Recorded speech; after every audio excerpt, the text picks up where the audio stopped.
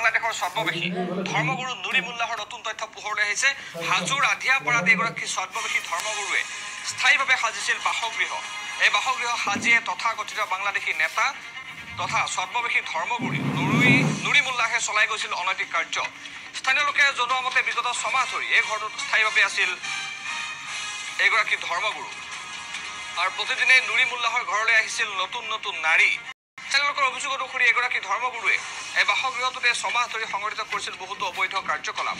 6 মাহ ধৰি সেই স্থানত বসতি লোৱাৰ পিছতো হাজো আৰক্ষীয়ে খবৰ নোপোৱাটো বিশেষ তাৎপৰ্যপূৰ্ণ বুলি বিবেচিত হৈছে। ইতিমধ্যে চিনাক্ত হৈছে এগৰাকী নুৰি মুল্লাহ বাংলাদেশৰ পলাতক আৱামী লীগৰ নেতা। তেওঁ হাজোত আহি স্থায়ীভাৱে বসবাস কৰিছিল আৰু সমগ্ৰ তথ্য এতিয়া পোহৰলৈ আহিছে।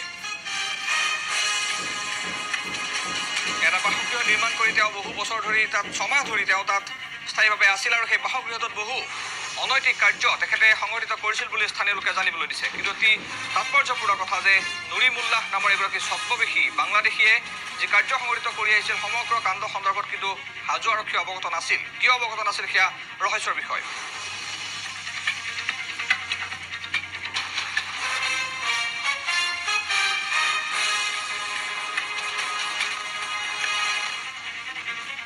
আমি দেখুৱাইছোঁ এখন ফটো।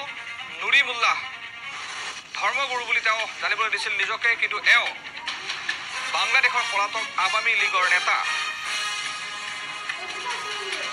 হাজোৰ আধিয়াপাৰাত এটা বাসগৃহ নিৰ্মাণ কৰি 6 মাহৰ পৰা তেওঁ অস্থায়ীভাৱে তাত বাস কৰিছিল আৰু তাত অনৈতিক কাৰ্যকলাপ সংঘটিত কৰি আহিছিল বুলি স্থানীয় লোকে জানিবলৈ দিয়ে।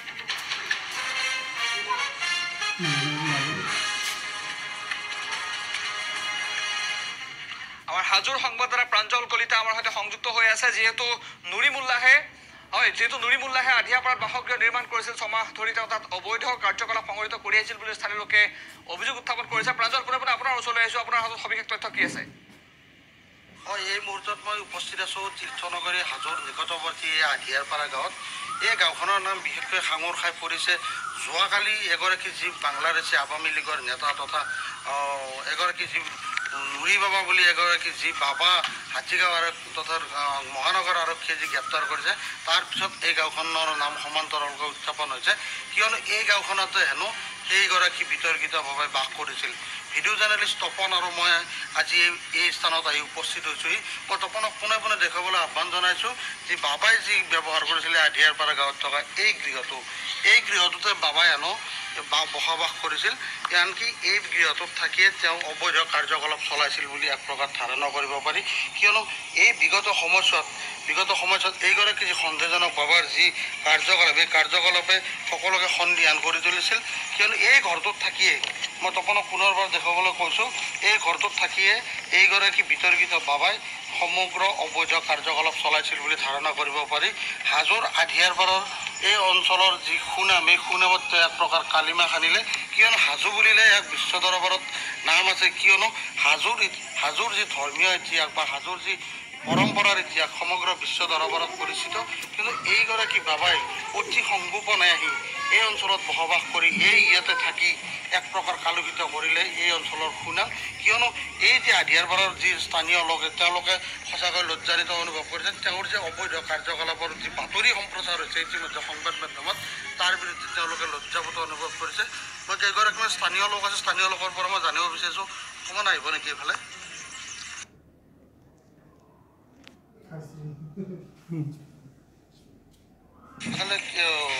এইগৰাকী বাবাক আপুনি কেতিয়াবা দেখিছিল নে আগতে? আগতে মই কেতিয়াও দেখা নাই।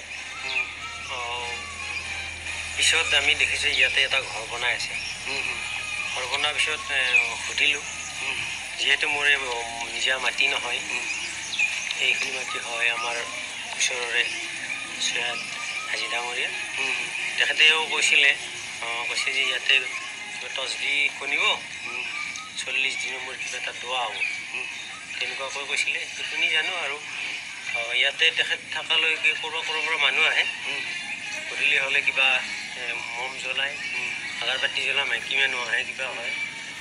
আৰু এই দোৱাৰ কাৰণে এদিনাখন সেইখন জলচা বুলি কয়, তেনেকুৱা এখন কৰিছিলে। কিমান দিন আগত হৈছিল বাৰু? এইখন প্ৰায় আজি 2 মাহৰ বেছি হ'ল নেকি। আচলতে মই সেইদিনা নাই, কাৰণ মই এই 2-3 দিনৰ ভিতৰত এই অঞ্চলত কিবা জলচা হৈছিল।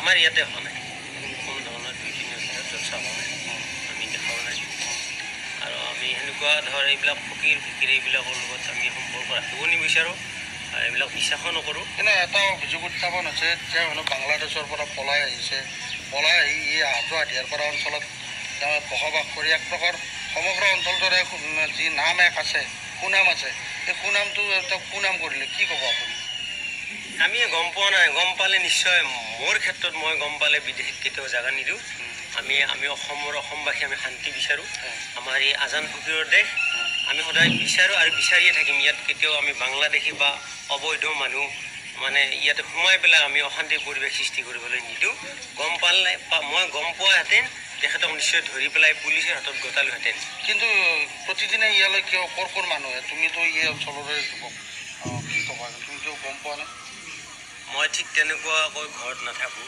তথাপিতো গধূলি আহি এদিনাখন এজনক লগ পালোঁ পাই পেলাই সুধিলোঁ আপুনি ক'ত আহিছে ইয়াতে মোৰ বাবাৰ খবৰ ল'ব আহিছোঁ বোলো বাবা ইয়াৰ বাসিন্দা হয়নে নহয় আগতে পৰিচয় লৈছে নাই তেখেতৰ ভোটাৰ আই ডিবিলাক আছেনে নাই তেখেতে কৈছিলে কিন্তু মোক কৈছে যে এই টোপলা এটা কিবা আছে এনেকুৱা কৈছিলে তেখেতে দেখুওৱা নাই আমালোকক তেখেতে গুৱাহাটীত থাকে বহুত কিবা কিবি জানে এনে মানুহৰ কিবিলাক ভাল কৰে পানী জাৰি দিয়ে এইবিলাক মোক কৈছিলে তেখেতৰ ওচৰত যাব নেকি মই শিক্ষিত ল'ৰা আজিৰ যুগৰ ল'ৰা মই কিয় যাম তেখেতৰ ওচৰত কিয় মোৰ বেমাৰ হয় ডক্টৰ আছে ডক্টৰৰ ওচৰলৈ যাম আপোনালোকে কিয় বিশ্বাস কৰে ছদ্মাৱেশ ধৰি ইয়াতে মানে লুকাই আছিল তোমাৰ ধাৰণা হয় যদি তেখেতে সঁচাকৈ বাংলাদেশী প্ৰমাণ হৈছে গম পাইছে তেতিয়াহ'লে তেনেধৰণে আহিছে আহি পেলাই ইয়াতে ছদ্মাৱেশ ধৰি বসবাস কৰি আছে হয় নিশ্চয়কৈ ক'ব লাগিব যে বাংলাদেশৰ পৰা তেওঁ যি অবৈধ কাৰ্যকলাপ